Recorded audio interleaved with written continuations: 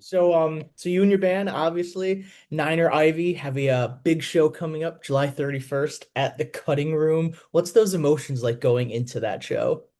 Yeah, no, it's excitement. There's not a whole lot of nerves. I mean, this is just what we love doing. We're The band is just made up of friends. Like we're all close friends. Every time we had rehearsal last night because there's a lot of trips coming up, and just we're just excited. We started fooling around. We were like, oh, we should do a cover, and we were like, well, what if we did this? And we decided we're gonna put we put Folsom Prison Blues over Green Onions, and we're gonna play Green Onions Okay. because we were like, we love green onions, obviously, and then we were like, what if we put words to it, So we did that. So we had this cool little rendition we worked out for an hour, but it's just excitement. I mean, we just love playing music together. We're thankfully really aligned and just a bunch of good dudes. Right. So then for our listeners that don't know, we actually met a while ago, two weeks maybe at the Bon Scott birthday bash. Would you say AC/DC is one of your influences, or who else influences you in the band? Yeah, for me particularly, that's what got me to pick up the guitar. I mean, I remember being 5 years old in the back of my dad's car coming back from Publix in Florida, and I heard AC/DC. And granted, it wasn't the Bon Scott era, but this sound, I was like, I need to hear this. Like my 5-year-old brain exploded. And then yeah, I mean, from then on, my mom was like, "All right, pick an instrument you want to learn." I'm like, "I want to learn guitar. I want to learn AC/DC. I want to learn how to play this." And I was a ridiculous student too. I was like, I didn't want to learn how to read. I didn't want to learn how to do anything. I was like, just show me how to play AC/DC. But yeah, no, it's a big influence. So we got a song that isn't out yet, but it's called "Good Money After Bad." That's gonna be coming out in the next, like, I'd say 6 to 12 months, and that it sounds like an AC/DC song, and that's what I wanted, honestly. Like, but yeah, no, it's a big influence for me. I mean, also just the stage presence of Bon Scott. I mean, that's like, especially after that concert, like going back and looking at him, I'm like, there's so much you can learn as a musician and performer. Like that guy just commanded the stage. Right. So then who else do you think influences you and the rest of the band outside of Bon, obviously, and AC/DC? Yeah, so Joel, the bassist, is a little bit more like kind of, I'd say, newer age music. Okay. I'll say alternative, kind of modern rock and stuff. And then Jack, the other guitarist, the soloist, uh, lead guitarist, he's incredible. I mean, I'd say a lot of Grateful Dead, Okay. a lot of Grateful Dead. He solos like Jerry. He's got a lot of Jerry influence in his soloing, and we played Sugary. We did like a 10-minute Sugary in this last concert we played, and it was awesome. I mean, that's definitely him and his element. So I'd say if I had to pick one for me and Jack, it'd be like, yeah, probably AC/DC for me, and Grateful Dead for him, and then the drummer. I mean, he's just an absolute machine. I'd put him to John Bonham. I mean, he's amazing. It's a good combination. Yeah, So we you see where it lands. Right. So you guys have been around, not as long as AC/DC, relatively in the last 5 or 6 years, give or take. So how did your story take place? How did you guys form the band?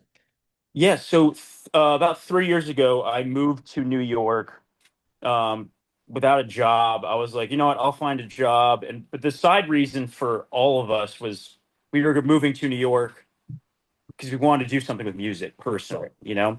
And so, anyways, I moved here, and I was like, I went to this concert, and I was like, couldn't find anyone to go with. I didn't really have any friends. And I'm like, screw it, I'll just go alone. So I go alone, and I start talking to people there. I meet this one guy. He's like, oh yeah, my buddy plays bass. And he lives right around the corner. I'm like, I play guitar, and I live right around the corner. And it ended up being Joel. He was one of my first friends in New York. I mean, we started hanging out all the time, and then coincidentally enough, the band that he was seeing, that we were both seeing, that we met at, um, later he ended up being in the band. I ended up being in the band, and then I met Ryan, the drummer, through that band. It was just Oh, like wow. kind of just this common ground. But I met Ryan so through that band. Ryan, the drummer, he's amazing, super good, like incredible. And then I met Jack. Actually, funny enough, I was like, I needed friends, and I was like on TikTok all the time, and I just saw this guy that had like no followers, but it was like filthy at guitar. He looked like a normal guy, and I'm like, you know what? I'm just gonna call. I'm kept DMing him, and I didn't consider that my TikTok username was Fatty Lips 14 with the PH. Like it was the stupidest thing. I'm like, I'm just not thinking about myself. And and so he's not responding. He's like, "Who is this person? Like, I don't need." So he kind of brushed me off for a little bit, but then eventually we hung out. And I was like, in my mind, I'm like, I knew as soon as we hung out, like this was it. And sure enough, so yeah, that's how me and Jack met. We just started jamming eventually, and then we were like, all right, well, let's do something with this. We eventually, the goal was always for us to like have a band and play our own original music. And then Dylan, I met. He's on keys, organ. I met him also going to a concert. He went to a Marcus King concert, and I met him in the audience. Gotcha. So then did I meet Ryan also at the Bon Scott benefit? The Bon Scott. Oh, actually, that Bon Scott benefit was that was a drummer from that other band that I was talking about. Faux Facade, Okay. formerly Familiar Faces. Yeah, yeah. So I went alone to that too, and I was like, yeah, whatever. Couldn't find anyone to go with. I was like, that's fine. So I go to the concert. And I'm like, oh, Frankie. Yeah, Frankie's awesome. He plays for like Holy Mother, and that he plays for a whole bunch of bands. He's a real professional. He just came back from like Europe. Oh, wow, geez. All right. Because he was wearing the Motorhead shirt. We both were wearing it, and he was pointing to it, and I like at first couldn't figure out what he was pointing at. I put two and two together. I'm like, oh yeah, that's right. I am wearing a Motorhead Oh, it's t-shirt. funny. I'm wearing one right now. Oh, there you go. See, I think I wore mine a day or two ago. I just started cycle through like 900 of them. So I'm wearing Kiss today from Yeah. the last tour. But so going back in time a little bit, I think last week or the week before you had a show at the Bowery Place. So how'd that show go? It went great. It was the World Cup, and it seemed like, at least in the musician scene, everyone I knew had a concert that night. So turnout wasn't as much as we typically have or what we would have liked. I mean, when we played at New Blue, we pulled in over like 200 people, which was Wow. awesome. That's a full audience. But this one was a little bit shy of that. But it was awesome. I mean, the way we played. I mean, 'cause, like I said, we just love playing. We're all friends. We're like, let's just go out there, have a great time. Let's come in with some high energy, and we did. And us playing that 10-minute Sugaree actually landed really well with the audience, and we love playing it. I mean, as soon as because we like to mix in like a cover or two. It's not all original. It's like people don't really know our music, even if they Right. do listen to it often. You're like, let's appreciate music that we do like that's not ours. So yeah, the Sugary I was really happy about that, and when we first played that in rehearsal, it was like it just gelled, and I'm like, okay, perfect. This is definitely gonna be the song. Right. So then what Yeah, does a typical day for you guys look like? Are you always either rehearsing or at a show? Do you have just dedicated times for songwriting? Because like Gene Simmons and Paul Stanley, or at least Gene Simmons says, well, I write songs for 30 minutes a day. While at least Fraley was like, I'll write every net like a year. Maybe something comes to me, maybe, 3 months. But what's that process like in a day? yeah. I mean, kudos to Gene for putting himself in that position. I feel like you have to be. If you do time block, it's easier for it to come to you. You don't have to make yourself available for that creativity to come to you. But I mean, individually, we probably, maybe not all five of us, because that's a lot of moving parts. And Ryan lives out in Long Island. We'll rehearse every other week, probably as a full 5 unit band. We rehearse at Astoria. They Oh, got good some old great, Queens. yeah, yeah, yeah. They got some rooms out there that are just awesome, super nice. And and yeah, I mean, but besides that, I mean, we hang out, at least one of us with each other, probably 2 to 3 times a week. And Okay. I pick up the guitar every single day. So every time we see each other's, we're kind of fleshing out a new idea or just something like that, just kind of seeing where we're at. But no, I mean, I'm not as regimented as Gene about like sitting down 30 minutes a day. It's more just like, oh, there's a guitar laying on my bed. Before I fall asleep, I'll pick it up and I'll play it. Probably end up for like 30 minutes, maybe an hour. Right. So what does your rig setup look like? Because Yeah, I've seen so a it's couple of photos of different guitars. yeah, so my easy rig is Fender Blues Junior. I mean, you can't Okay. go wrong with it. That's Yeah. indestructible. That's like a Nokia phone. I always play my SG. It's a 1990, dude. I got it from this guy I met just like on the subway platform. I ended up becoming friends with him. Lives in the Lower East Side. It's a 1998 SG Standard with Wow. previously swapped out pickups to these Seymour Duncan like Fat Cat P90s. Oh wow. So Okay. so they're P90s and they're pretty hot, man. They're nice. And especially in the middle position, you get that like a pretty like single coil sound. It's really nice, bucks to hum. And then so I played that, and man, I got that thing for a steal, like 1100. I love it. It had the person who owned it before him had a roadie. or guitar tech. Oh, So like someone's job was to take care of his guitar. I'm like, damn, right. that's this. It plays amazing. Anyways, so but my nice rig, if I can pull out all the bells and whistles, I have a Marshall head, 20-watt head. Great. It's in red snakeskin, of course, but it's like the Plexi reissue. It's the Studio Vintage 20, Okay. and then I plugged that into a Vox 2x12 cabinet that has Celestian creambacks in it. I got that also for a steal on Facebook Marketplace. I think maybe the guy stole it. Who knows? But and then I have an attenuator on top because if you're standing in front of that without any attenuation, it is like insanely loud. Gotcha. So is there an end goal guitar? Because I know like Slash, Jimmy Page, they're all Les Paul guys. Is a Les Paul the Yeah. end goal, or is there like is it Jerry Garcia's Wolf, or what's Yeah. the end goal for the perfect guitar? My first legitimate guitar, my parents got it for me when I was a kid. It was a Les Paul. It was a Les Paul Great. Studio. It was like one of those swirl editions after the Nashville flood, and I love that thing to death. And but once I got this SG, it was like this is the end all be all. I love this thing. Now it's like the guitars I want are checking like crazy boxes, like I want a 12 string Martin Hmm. D18 or something like that. But I checked the box for like a Rickenbacker. I got a 12 string Rickenbacker 660 12. That thing's awesome. It's got two truss rods because there's so much tension on the neck. I've never seen a guitar with two truss rods. It's crazy. I have a But buddy, and his dad is like the end goal for me is a flying V. Like he wants just a classic white flying V. He goes, it could have nothing but four strings. He goes, as long as I can just hold my flying V, he's like, that would be perfect. hey, Which it's easier said than done to hold those things. Like if you're sitting in a chair, you got to keep your like knees together. It looks a little goofy. yeah, just But a little standing bit, up, but I mean, they're iconic nonetheless. But no, okay. Well, if I was going to go that direction, I'd go probably a Firebird, an old okay. Firebird, or a an Explorer. I love an Explorer. And I love Alan Yeah. Collins. I mean, Skinner. I forgot to mention them. A huge influence on me. I love Skinner. So yeah, Alan Collins Explorer would be sick. All right. And I know we were texting about Chris Robinson and the Black Crowes, but Rich Robinson has a beautiful Falcon. Like he plays beautiful Falcons. He has this Yeah. one that's red. It looks so clean all the time. And you look up and you see all the dents and all the like the peeled paint on it, and it's just still such a beautiful No, guitar. it's so cool. They make such beautiful guitars, especially their paint. Like it's like top of the line, like almost like a classic car. It looks like Exactly. That's a it's great way to put it, that's actually. awesome. But so on May 1st, the band released your first full EP, St. Mark's Minute. What was that process like? Yeah, you know what? We had about 10 songs written and 9 songs. Then I had like this acoustic one that I was like, we should have an acoustic one. Let's go in the studio. And so we went. We met with Greg Griffin, kind of sold him on our dream, and also sold him on the idea that this is going to be a light lift for you. We already know what we want to do. We just want you to take us to the next level. And Greg Griffin from Peace Still Records, just the coolest guy ever. So knowledgeable, so down to earth. And we recorded in Thump Recording Studios in Greenpoint. I mean, that's like all analog. Richard, the guy that owns it, just the nicest guy. His whole family lives upstairs, so Oh like you'll wow. just see kids running around. Which for me, living in New York City, I'm like, oh, it's so cool to see kids. Like, Right. like I always just see adults in suits.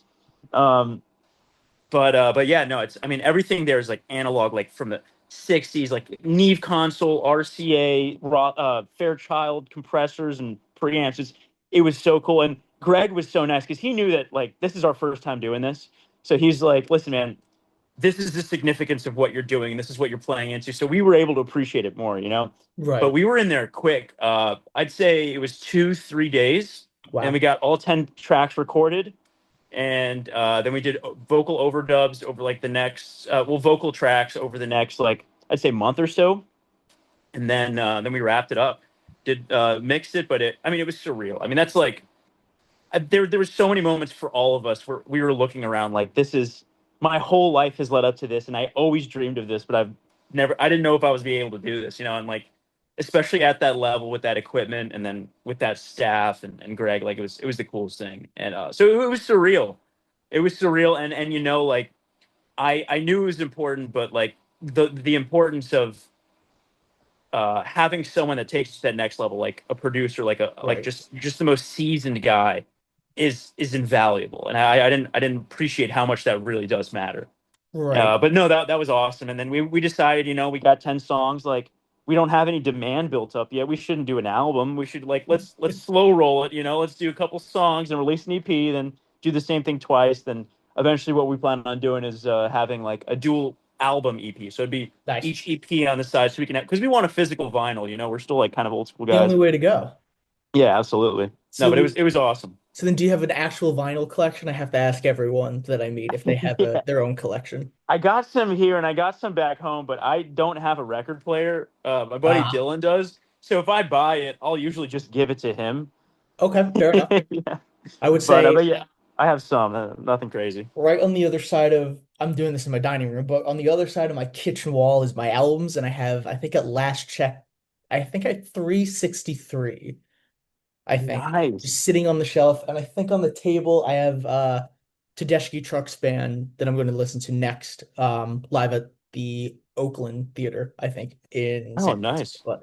But I have to You're ask almost there. everyone. You're about to have one for every day of the week. I mean, every day of the Almost. year. I have another one that's supposed to be coming in the mail. It's supposed to be here in August, but it seems like it might got delayed. It's Luke Spiller from the Struts. If you're Oh, familiar cool. with them, his solo record. So we'll see when it gets here. But it's always I Sounds see one good. of them like, do I really need another one? It's always that debate whether I don't think you Yeah. have can ever have enough albums. But Yeah. I mean, it's not going to go to waste. no, exactly. And there's some like my prized possession is my original Electric Warrior for T-Rex. That and Very an cool. original Sabbath Paranoid.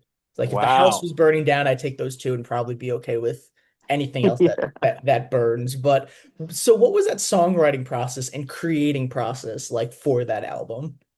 Yeah, so some of those songs I kind of came in with it half worked out. Like our first song though, "For the Night," that was kind of, if you listen to that, it's kind of like a different vibe from the other songs we've released, but it's fun. I mean, I think it sounds kind of like a songs about Jane, Okay.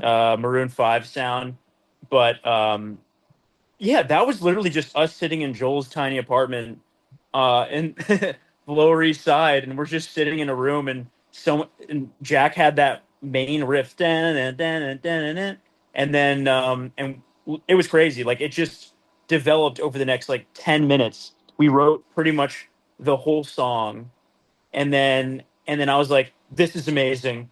Give me a couple nights." And then I just went back to my apartment and wrote the lyrics over time, because like I feel like I don't know. It sounds like a diva, but I really just like I get distracted so easily. I'm like I need to be alone in a dark room, sitting on the floor, and then I just go through repetitions of listening to it. And I'm like, no, I need this. Needs the vocal thing. And then I was like, when we wrote this song, and it was sick. I mean, that really just developed naturally. But the other songs, um, let's see, what are the other songs that EP? Yeah, I mean, a lot of them were like I showed up with like 30%. Joel and Jack put in 30%, and then of their own, like kind of like I feel like it's important to give everyone their own kind of like space to fill, Right. because then it's like it's their own sweat equity. It's and then at the end, that last 31% or 33%, it's or 40%. That's like that just comes together by us playing it a bunch of times, and then eventually all the gaps are filled. But yeah, no, usually we start off with like having like the bones to something.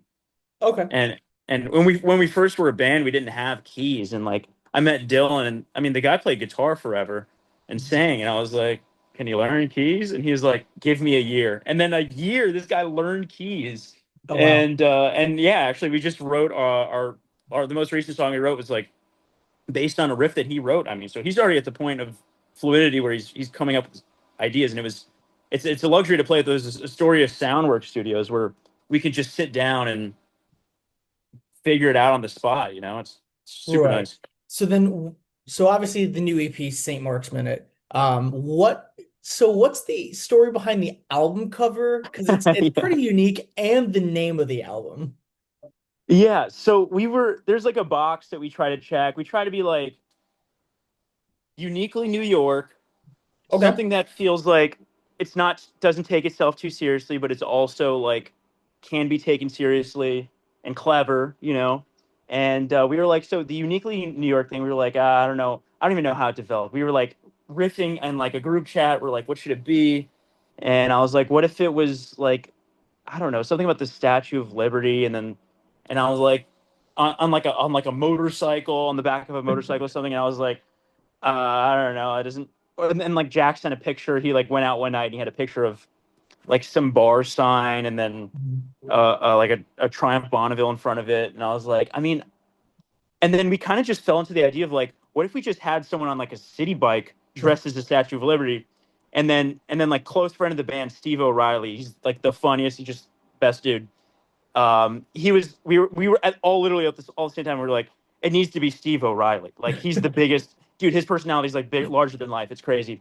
So we were like, okay, perfect. And we were like, he's definitely going to say yes. So we reach out to him. He's like, I would love to do this.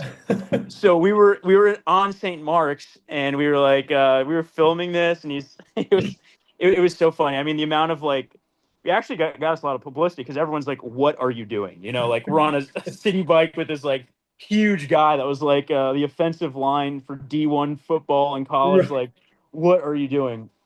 And then as far as the name, we were like trying to think of something that was uniquely New York, and we played around St. Mark's, and that song "Free Sheets." Mhm. We have the line, some other St. Mark's bar that won't pour light. So we were like, oh, St. Mark's is a thing. We were like, how can we do that? And we were like, well, New York minute, St. Mark's minute. We were like, look, that's great. So we Right. just ended up going with St. Do Mark's minute. So you mentioned three sheets before, which was one of the questions I had later, but we'll jump to it now. It's very bluesy. When I was listening to it, it reminded me of Molly Hatchet's Flirting with Disaster, like kind of mixed in Yeah, with some Skinner there. So when you were, creating that song, did you hear another song that you wanted it to emulate, or you wanted it to be kind of in that sphere of? totally. Yeah, I'll totally just share the secret sauce. So that one is for me. Well, that riff is very like if I was like doing embellishments over um, what is it? Call Me the Breeze.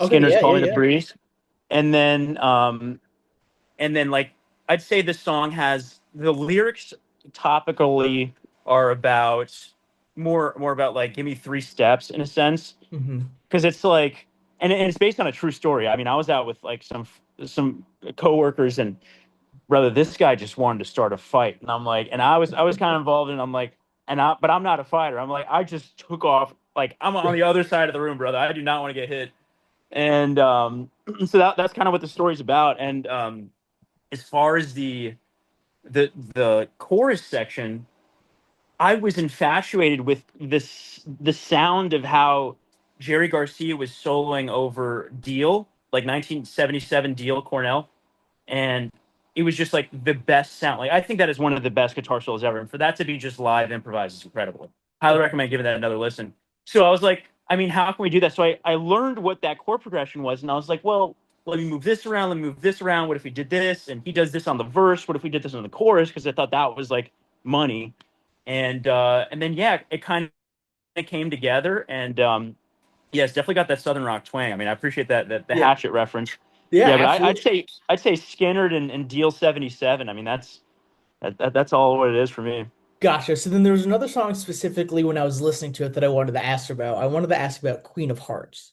What's Yeah, the story behind that? Because I think my favorites off that EP, it dwindles between either Three Sheets or Queen of Hearts. Either like whichever day I'm feeling it kind of sways between both of them. I appreciate that, man. Yeah, actually, that was pretty cool. That was the one I was least involved in. I remember seeing them do it though. So Jack just had this like riff. I think I was on vacation or something, and I came back and they were like 60% done. And so we were at Jack's apartment, West Village, and Joel's over there. This was remarkable. Jack's coming up with the riff. They're just like coming up with it on the spot. It was very impressive. They're just fluid coming up with it, and then Joel's writing the lyrics as he's going. And funny enough, like you listen to it and you're like, this guy knows about like poker, right? No. He's like, tell me some poker stuff. And I'm like, because he had the second, like the duality of that, uh, like the lyrics already in Right. his mind of what he wanted to say. And I was like, well, there's this. and this means this, and he goes, okay, okay. He's like, okay, now keep telling me, and like it's like almost talking to like a real life sketch artist. And then at the end of it, this guy had a fucking song. It was crazy. And he and then yeah, so like that I was actually least involved with that one besides just telling him what like the concepts were in poker, which I'm terrible at, by the way. So I'm as good as not knowing it. But yeah, no, that was really impressive, and they just came up with that like pretty much within like 2 days, Oh wow, that's great. hanging out. Yeah, So then at the end of the day, when fans are on July 31st at the cutting room for yeah. your next show, what do you hope fans take away at the end of the set, at the end of the night, looking to the next show?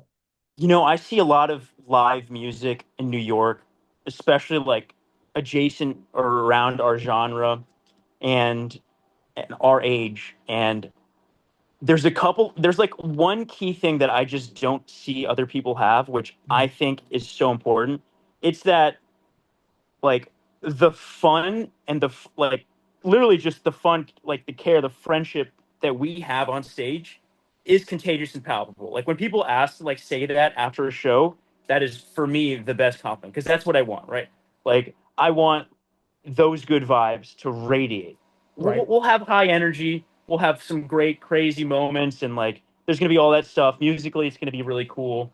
We're gonna have cool influences. It's gonna unique like transitions into songs. All that stuff is important, but the vibe that we radiate should be that we are some of each other's best friends, and we love doing this. And for us, like this is where we want to be more than anything. And I think, thankfully, I feel like we've done a good job about that, and I think we're aligned for that. But I think that's something that I mean, especially if someone's coming to see us for the first time, like keep that in mind. Like it's I think it's really palpable. That's right. because it's all I've ever wanted, at least being on stage, is to do this with my friends. Awesome. Well, Will, thank you so much for this morning. It was awesome. It was really Dude, great. thank you We so really much. It's appreciate great talking. I hope to see you again soon. Yeah, Let me know next time you're in New York. absolutely, man. I will. Absolutely. All right, cool, man. I'll Take care. talk to you. Have a good one. Thank you.